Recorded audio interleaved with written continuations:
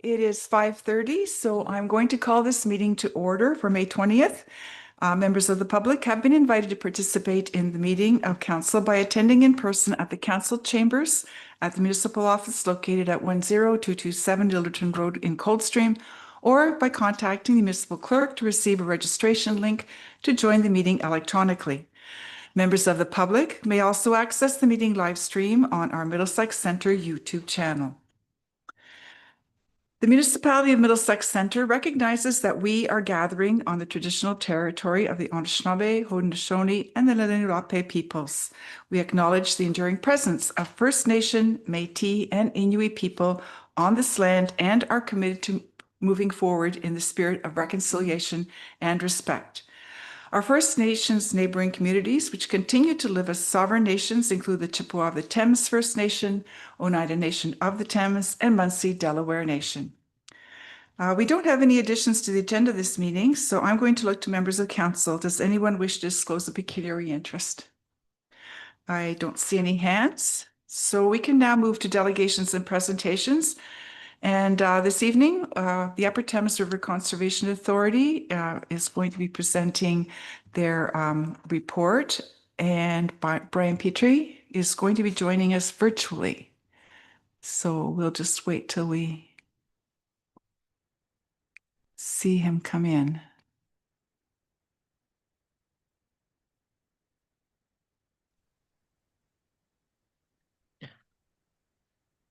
Good evening, Mayor and Council. Can you hear me? Clear as a bell. Brian, when you're ready, the floor is yours. Well, I apologize for not being there in person, but it's still trying to a goal to get around and visit everybody who's a member of municipality of the Conservation Authority to keep them updated during this time of change within the conservation and authorities world. So certainly the consolidation process that was initiated by the provincial government is one that's going to have a lot of fast moving pieces to get through in the time frame that they would like. So at Upper Thames, we want to be good communicators with our members and make sure that you're up to date, and that if you have any questions, we can certainly try to answer those with the information that's available to us. So I will get right into my presentation. Next slide, please. The provincial government made an announcement on March 10th, 2026, to go ahead with their plans to consolidate conservation authorities within Ontario from 36 down to 9. These are the concerns that the province raised to do that. At this time, we have not seen anything through legislation to address those. The only thing we have seen is really to facilitate the consolidation process to go to those 9 regional conservation authorities. Next slide, please. These were the guiding principles that the province also announced on March 10th as they move through the consolidation process. I will highlight on retain local influence. You'll hear me talk about that quite a bit, as that is a major concern that we do have, especially at our not only at UTRCA but other CAs during this process, because you are the majority funders of our operations, so we want to make sure that that happens. Also, continuity of services, we want to make sure that that continues to provide those services that we are now, and also improve customer service. We're big fans of that. We've done a lot of work recently that's actually been slowed down by this to be able to implement it. So hopefully that work will be able to continue once this is completed. Next slide, please. Originally, the province stated they wanted to have 7 regional CAs. UTRCA was affected by the change that made 9. The other change was that they left the one up by Thunder Bay by itself instead of making it join a larger unit that was much further away. So UTRCA was supposed to be part of the Lake Erie Regional Conservation Authority. That's been split into the Western and Eastern, and we've ended up in the Western one. And I'll go to the next slide and explain a little bit more about that.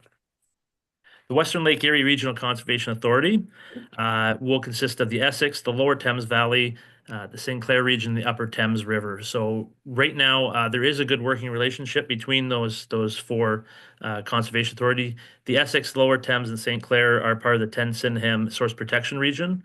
And so there's that history there as well. And our GMs are talking at this point, trying to plan as much as possible. Although the provincial government has warned us about getting too far ahead of before they give instructions, so they don't want us to get too down the road without them. So it's been kind of a challenge that way. But certainly there is a working relationship there, and we're trying to have the boards communicate as well. Next slide, please. The biggest change that's going to come out of this initially is going to be the governance. Um, CAs are municipally governed, and that's something that is of a big concern at this point, is because this is a slide from the province. They want them to be municipally governed, but there's a little bit of worry about what that means, because they created an agency called the Ontario Provincial Conservation Agency, and their number one goal out of 11 is to oversee the governance and operations of conservation authorities. So there's going to be some bigger changes as well. Is around the participation, and certainly it's going to be upper tiers instead of and single tier municipalities only. So lower tier municipalities like yourself are going to lose representation. You have an excellent representative right now with um, sorry, nor is Jean. So I forget.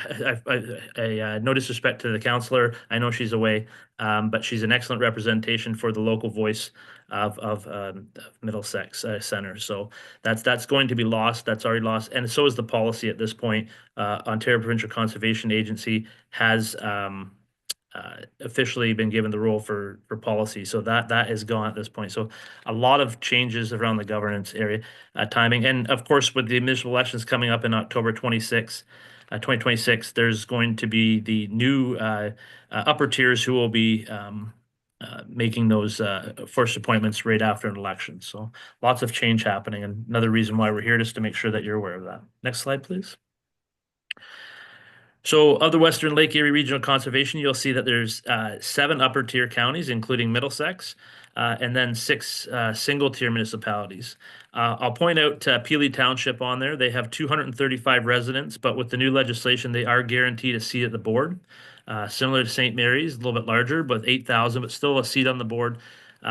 Whereas other larger municipalities who are not separated or single, they will be wrapped up in their respective counties. Middlesex, I would guess, from population levels, will probably have 1 representative on the board, along with 1 from St. Mary's and Peely. Originally, it was supposed to be 81 municipalities. You can see it's 39 there, but it's still a very large landmass, representing all the way from Stratford all the way down to Windsor. So a lot of different complexities there. Next slide, please. I apologize for this. This is the wrong slide, but it's still the same message. This will affect your municipality directly in the fact that you will no longer have a representation on the board. You will not contribute levy at this level, but to me, that bigger concern would be that your residents will still be paying. I know that Middlesex County did a initial review, and it looked like a 2.2% increase just to transfer over the current payments to the county level. But really, it's that loss of local representation that your residents are paying for at the table, and it's something we've certainly strived for at UTRCA boards to keep that. In the 90s, when they reduced the board size, there was a very direct and purposeful thing there to keep rural and urban representation equal on the board, because there is those very 2 different dynamics happening within the watershed. So that's something that's very important. We're very concerned about. Next slide, please. So conservation authorities are coming upon 80 years old, and so there's a lot of local knowledge and expertise that makes that happen. And one of the issues the provincial government has stated is that there's a big service delivery discrepancy between different CAs. Now, similar to municipalities, really that service level has been set by the CAs about what's needed in that area, and certainly that's going to be something to watch for. One time they're saying that they want everybody to be the same, but then there's also the rhetoric that says that there's nothing going to change as far as service level on the front lines. So that's something to watch out for. But similar to municipalities, we've always set the service level to where they are, and all the representation on the board at this point is elected officials. We have 1 that's unelected. That's just because London's so large they can do that. really, again, I want to stress the balance, the risk of losing those local voices and the balance between the urban and rural representation. That local knowledge, certainly I know Ingersoll very well. I certainly don't know Middlesex Center that well, and I certainly know very little about the Windsor area. So it's a concern that everybody should be worried about. Now, one of the things the province did do as part of the announcement was to announce something called watershed councils. And let's go to the next slide for that one. Each regional CA will have to create at least one watershed council to get input from the local knowledge area. But it's important to note that these are input bodies only. These are not decision making. And the Ontario Provincial Conservation Authority really has control over everything, and the province, the ministry has control over them. They have appointed the board members who are all deputy ministers, so they're government employees. And so that is something that, is a very big concern that when it comes to push to shove, that local input from those watershed councils will get lost in the need to follow the ministry's directions. Next slide, please. This slide was prior to March 6th, and we're getting down that road. We're now in early May or later May now. And so the Ontario Provincial Conservation Authority has been formed. Again, the board has been put in place through deputy ministers. And now we're getting to the point where we have to start forming transition plans. And so to do that, the OPCA is going to appoint what they call project executives. Those project executives' job descriptions have just been released, but when you get back to governance, those project executives will be the GMs of the new regional CAs for a period of 2 years, and the board will not be in charge of their employee. That will be at the discretion of OPCA through the ministry. So a little bit of I'm sure councils around the table could imagine if you did not have control over your own CAO and staff. So that's a concern that way. But there is a lot of work that has to happen. We have to form these transition plans. Those have to be gone back to OPCA for approval and changing wherever they like, and then they have to be implemented. And the date to try to do the switch over is February 1st of 2027. So a lot to happen. So we're going to try to be good communicators as much as we get information. We have a board meeting next Tuesday, and we'll make sure there's any update reports get forwarded to our member municipalities so you have that information. But always feel free to reach out, and so we can try to keep you up to date as much as possible. Next slide, please. So the transition process, the 2027 budgets are going to be a little bit different, but a little bit the same. So we are expecting direction from the minister to have our budgets for the 2027 year of UTRCA completed by December 31st, 2026. We've actually scheduled meetings prior on October 6th to try to get ahead of the municipal elections to try to get that done if we can. Those budgets are going to continue to the lower tier. So you will continue to pay for another year, but you will not have a say on your representation at the board. That will be done at the upper tier level. So it is a little bit of taxation without representation. But that is what the legislation and the direction that we have is right now. Next slide, please. So there was transition funding. So the province did give $20 million to create OPCA. And then as part of the March 6th announcement, or March 10th announcement, they announced $3 million in annual funding to help support the CA's transition to the new consolidated model. However, over 9 conservation authority, that works out to about $330,000 each. And Toronto Regional Conservation Authority estimated it would cost approximately $5 million just to change their branding. So my message to certainly anybody who's going to ongoing pay a conservation levy is that I would expect that number to increase to deal with the extra costs from transition as the process continues. So you can probably see Middlesex County's 2.2% estimate raise up there. Economic impacts and concerns. Certainly, the province contributes about 3% of the operating budget. Certainly, municipalities are much higher, around 32%. And there's a lot of work that's gone done into this as far as raising concerns. The province has said they've had consultation with members. but it was not a back and forth. It was much more of a presentation. And so they are committed to going down this path, but there are real issues about not knowing what the final goal is and how that's going to be achieved. Next slide, please. Part of that, there was a ERO posting and there was 14,000 submissions. This is a synopsis of those concerns that were raised. And again, besides the watershed councils, we have not seen anything in legislation to address those concerns at this time. It's based solely on the legislation to enact the transition on the consolidation. Next slide. So the other message I'm here to present today is that we are not going to have any disruptions in our service. That's not our plan. We are going to continue at the board and staff to make sure that the services that our residents and members municipalities rely on still happen, and take care of our staff till the very last minute, till they tell us to turn lights off and hand over the keys to the new regional model. So certainly I'm open to any questions. And again, the message today is let's keep good communication going and during this process, because there's a lot of change that's going to happen in a short period of time. Thank you for that presentation, Brian. There's a lot of information in there, and as you said, it's constantly changing, so it's good to get an update. I'll look to council members. Is there anyone who'd like to ask a question of Councillor Burrs? Thank you. Hi, Brian. We had a meeting today, Kettle Creek Conservation Authority. One of the issues that was brought up was the branding. So what is your take on that? Like, we're going to go to these 9 regional entities. They'll have their own website, their own letterhead. How do you keep your name?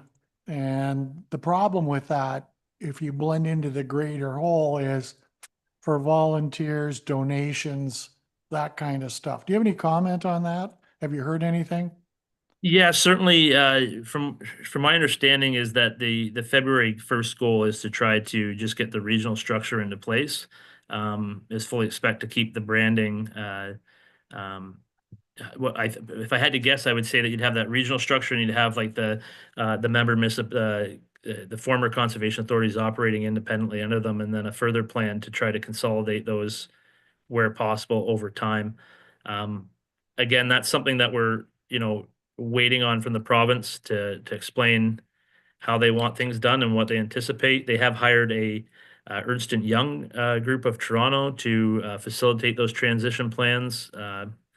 Although I can't find anywhere they have conservation authority experience, but that's the government's plan at this time. And I just wanted to point out, one of the things that was changed in 2019 when they had a lot of other changes to Conservation Authority Act was that it had to be elected officials sit in the board. So I know your own council has your municipality has 5 CAs, and so you have a lot of representation around the board, then a lot of knowledge. And my fear is that's going to be lost. I think that was actually a positive. My understanding is that they're going to make regulations to change that kind of more dictate how those appointments happen, and it probably won't be elected officials. Okay, thank you. I don't know if you can hear me. Go ahead. Yeah. Okay, thanks, Brian. Bye-bye. Okay, anyone else? Go ahead, Hugh. Through your Madam Mayor to Brian, I think like everyone here is very frustrated with this dumbass idea. But with the local conservation authorities, you have to complete your 2027 budget by December 31st. Has the proposed 9 regional conservation authorities shown you a budget? Have they shown you a governance structure? Or like when do we get to see that? Because if they don't have it, they either aren't smart enough to figure it out or they're too scared to tell us. Yeah, through Mayor. So right now there is no regional conservation authorities. They're in the process of forming those. The transitional plans will, and the project executives will, with the different authorities, will formulate a plan, and then the upper tiers will have to appoint after the next election. They'll have to appoint members to that board. And so again, there's a lot of work there that has to be done before February 1st to have an operational entity that can take over for the current structure. Okay, anyone else? Well, I don't see any more hands here. The only thing I can add, I guess, is that I really am curious to see what will happen on February 1st. I mean, you don't even know how to rationalize people or staff or where they're going to sit or how it can, what, I don't know how you hit the ground running with these timelines and have a coherent kind of program ahead of you. I guess the first part will be just to get it running. So appreciate all the work that you're doing and the input and the stress that you must be under and like providing us with input and the stress that you're dealing with and everything else that you have to do in your normal sort of scope of work. So know that we appreciate it all and we are thankful for the time that you've given us tonight too to give us an update. Thank you.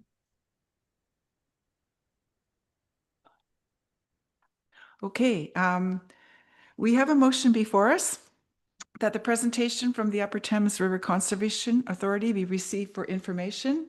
I have a mover, please, and a seconder. I have Councillor Cates, Councillor Shipley, all in favor? And that is carried.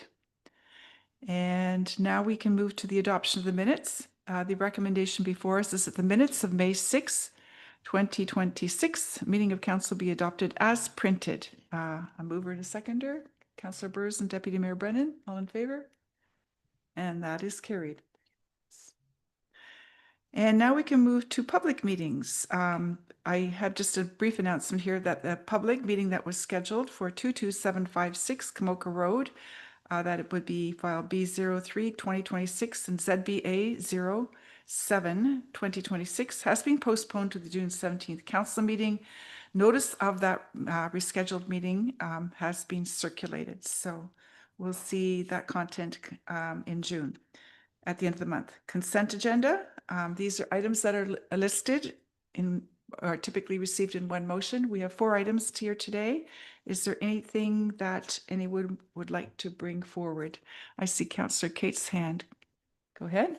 Thank you through you, Madam Mayor. I just wanted to say that 8.1, the 2025 annual report of development charges, and 8.4, the Bill 98 overview, building homes and improving transit act that was quite a deep read and so much information. It was, yeah, I just wish that more people would read these things to see what's, you know, what we get put on us regularly. Thank you. Thank you for that. You're right. There was, especially this last one, what, there's 7 documents, all worth reading, as you said. Anybody else? Okay, I don't see any hands in that case. Oh, sorry. Go ahead, Councillor. Through your Madam Mayor, I was reading through all the stuff on Bill 98. And some of it's rather, there's official plan reform, and they're talking about fighting delays and telling us to speed up. We've had our official plan for how many years has it been done? And we keep getting people that are, what's the word? Not questioning, refuting. Appealing, that's the word. And we did everything that we followed procedure when we did our official plan. We set aside, you gotta set aside this much for this, but everything was done. The people that are appealing are mad because their properties aren't inside for housing. So if the government wants us to maybe do a little better job, they should also look on the other end, because most of the people we've dealt with have been very nice, but some of them have been dragging this on for more than 2 years. So I think they got to look at both sides of the coin on that one. Thank you. Okay. Any other thoughts? Go ahead, Councillor Shipley. Thank you, Madam Mayor. Just the report, MFOA, Municipal Finance Officers Association material. That really impressed me. Like, that's the questions that needs to be asked, and who's ever answered them will not answer those questions. I'll guarantee you that they're not going to come back with answers, but that was really impressed with that report.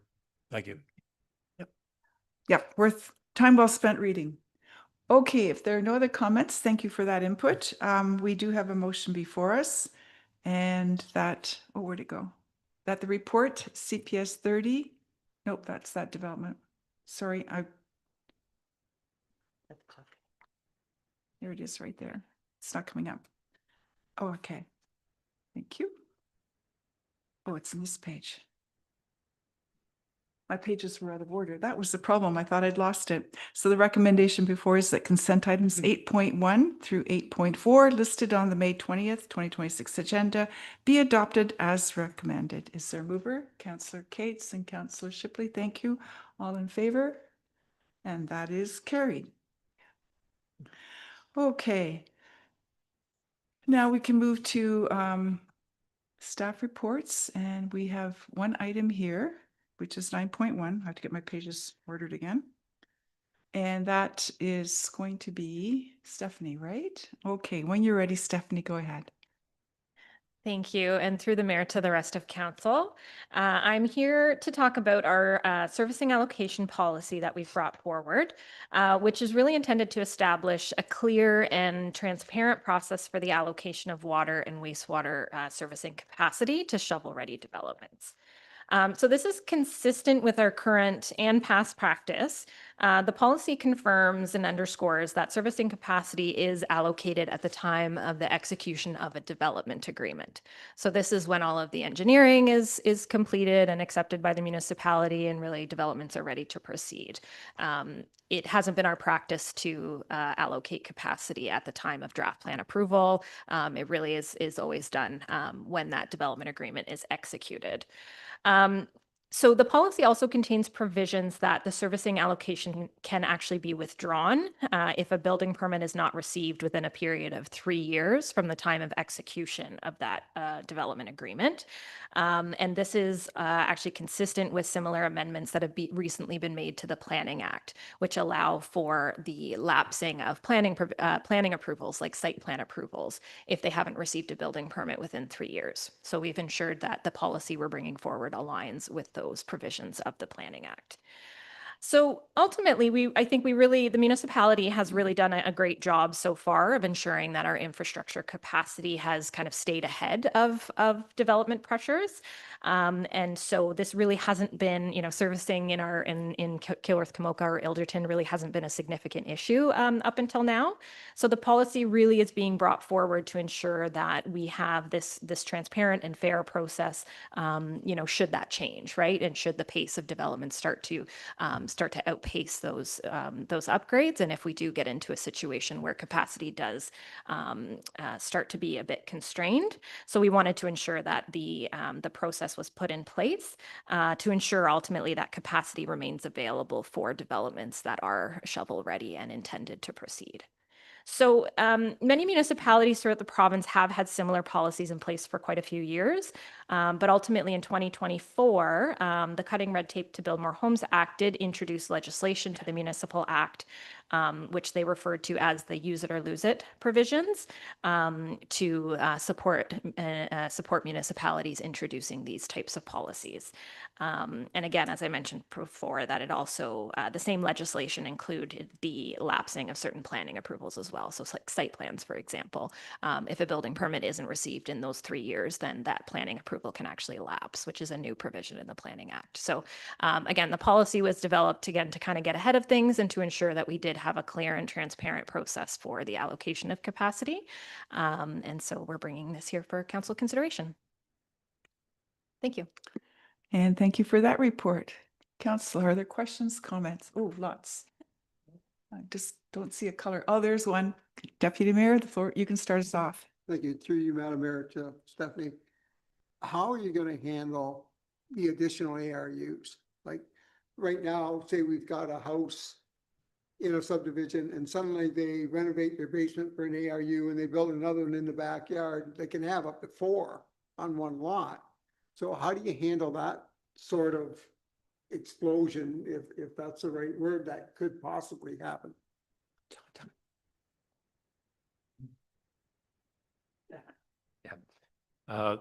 the mayor, to the deputy mayor. So that's one thing that is rather unclear at this point, both here and other municipalities, is what the uptake is going to be and how it's going to be handled, both in future design standards as well as allowing for allocation of servicing. So right now, the intent is that staff are looking at how we're going to do an allocation tracking for existing plus planned developments. The intent would be when the ARUs come in for building permits is that we would essentially be updating our tracking to account for those additional flows. I mean, there's always going to be a difference between actual and theoretical. And as we track it in time, we'll have a better handle of how those relate to one another. But that will be the intent of be tracking. We have seen some examples where municipalities do set a certain percentage aside specifically for ARUs as well. So if we need to get to that point at some point, we could consider doing that.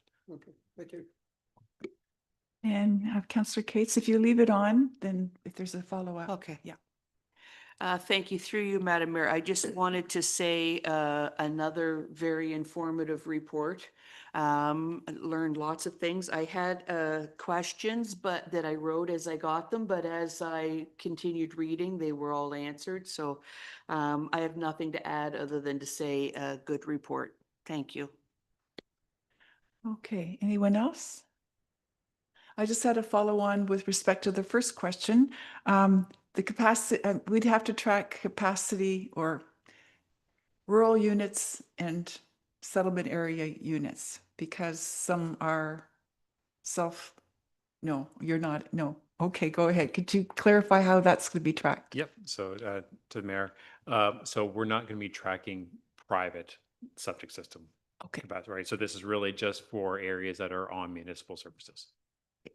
I was assuming legislation applied to everybody, but didn't see any point in tracking it in rural areas, which is why I was going, oh, do we have to do some work that's not really needed? So that's totally clear. Okay, if there are no other, oh, yes, go ahead, Councillor Shipley.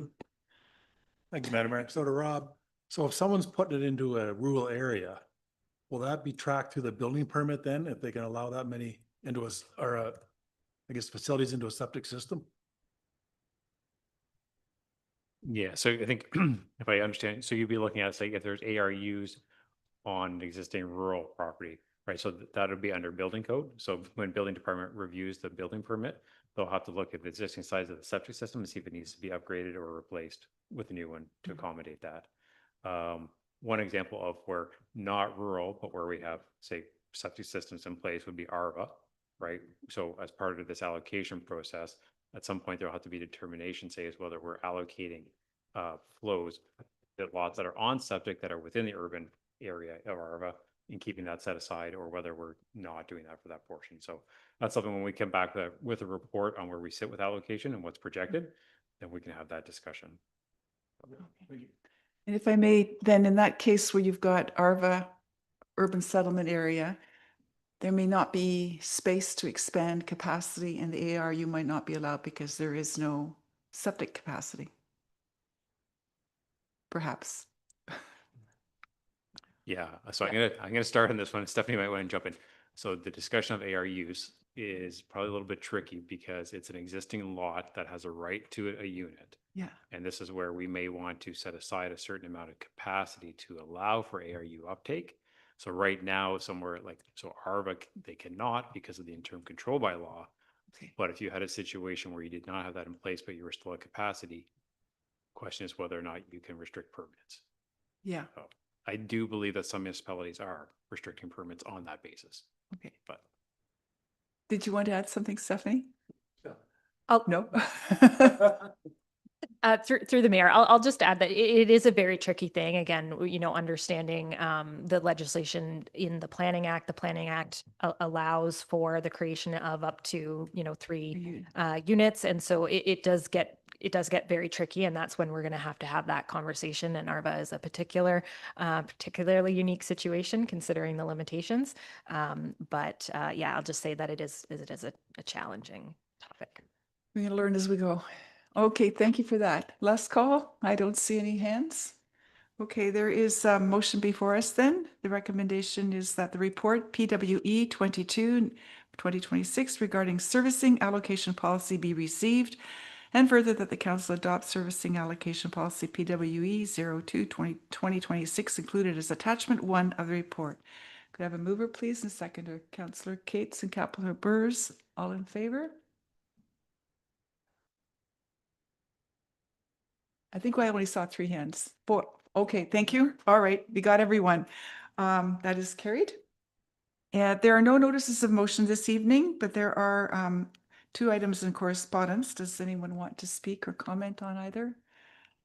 Okay, I don't see any hands, so the recommendation before us is that correspondence items 11.1 and 11.2 be received for information. Mover, please, and seconder, Councillor Shipley and Councillor Arts, thank you. All in favor?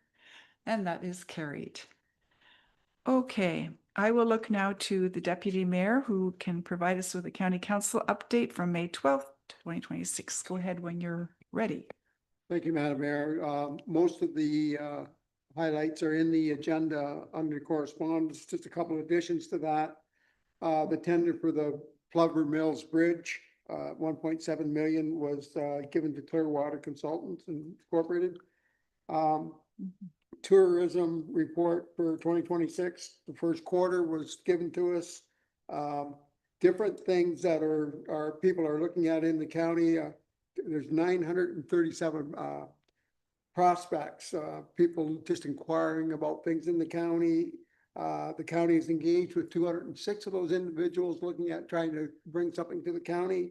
And there are 850 open leads, people looking for stuff. So it's a very busy time in the county right now. Thank you, Madam Mayor. Thank you, Deputy. Any questions on that? Okay, don't see any hands. Then we can move to the bylaws. The recommendation for us is that bylaws 2026, number 35 and 36 inclusive be adopted as recommended. I need a mover, please, and a seconder, Burrs and Cates. Thank you. All in favor? And that is carried. And final motion here tonight is for adjournment that the Council of Middlesex Centre adjourns the May 20th, 2026 meeting at 6:06 p.m. I have Councillor Arts and Councillor Burrs. Thank you. All in favor? And we stand adjourned. Thank you. That's everyone.